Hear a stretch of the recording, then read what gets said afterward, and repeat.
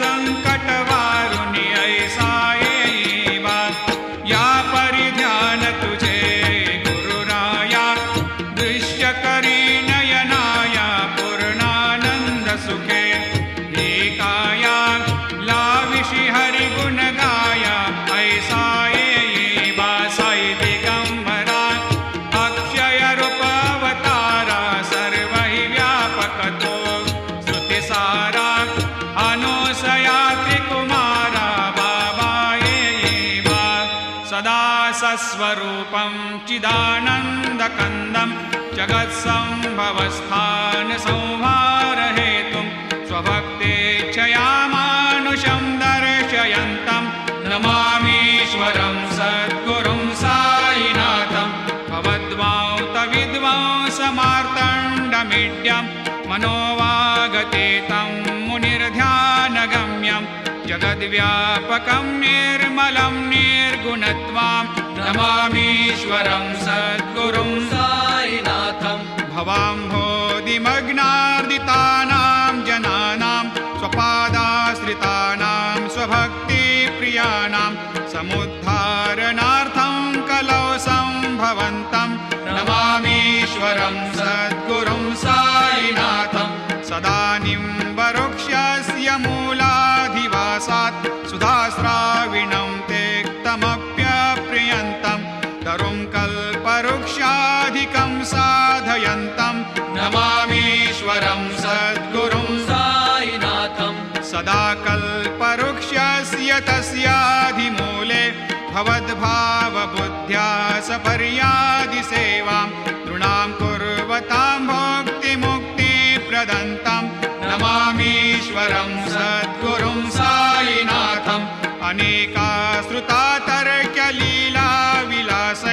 समावेशकृतेशान भास्वत्प्रभावम् अहं भावहीनं प्रसन्नात्मभावं नमामीश्वरं सद्गुरुं साईनाथं सतां विश्रमाराममेवाभिरामं सदा सज्जनैः संस्तुतं सन्नमद्भिः जनामोददं भक्तभद्रप्रदन्तं नमामीश्वरं सद्गुरुं साईनाथम् अजन्माद्यमेकं परब्रह्म साक्षात् स्वयं सम्भवं राममेवावतीर्णं भवद्दर्शनात् सम्पुनीतप्रभोऽहं नमामीश्वरं सद्गुरुं साईनाथम् श्रीसाईश कृपानिधेऽखिल नृणां सर्वार्थसिद्धिप्रदा युष्मत्पादरजप्रभावमतुलं धातापि वक्ता क्षमः सद्भक्त्या शरणं कृताञ्जलिपुट सम्प्रापितोऽस्मि प्रभो श्रीमत्साई परेशपादकमलान् न्यान्यच्छरण्यं मम सायिरूपधर रागोत्तमं भक्तकामविबुधद्रुमं प्रभुं माययोपहतचित्तशुद्धये चिन्तयाम्यमर्निशं मुदा शरत्सुधांशो प्रतिमं प्रकाशं कृपातपत्रं तव साईनाथ त्वदीयपादाब्जसमाश्रितानां स्वच्छायया तापमपाकरोतु उपासनादैवत साईनाथ स्तवैर्मयोपासनिना स्तुतस्त्वं रमेन्मनोन्मे तव पादयुग्मे भृङ्गो यथाब्जे मकरन्दलुब्धः अनेकजन्मार्जितपापसंशयो भवेद्भवत्पादसरोजदर्शनात् क्षमस्व सर्वान्धपरान्धपुञ्जकान् प्रसीद साये सद्गुरोदयानिधे श्रीसाईनाथ चरणामृतपोतचित्तास् सत्पादसेवनरतः सततं च भक्त्या संसारजन्यदुनितोर्धवनिर्गतास्ते कैवल्यधाम परमं समवाप्नुवन्ते स्तोत्रमेतत्पठेद्भक्त्या यो नरस्तन्मना सदा सद्गुरो साईनाथस्य कृपापात्रं भवेद् ध्रुवं रुसो मम प्रिया।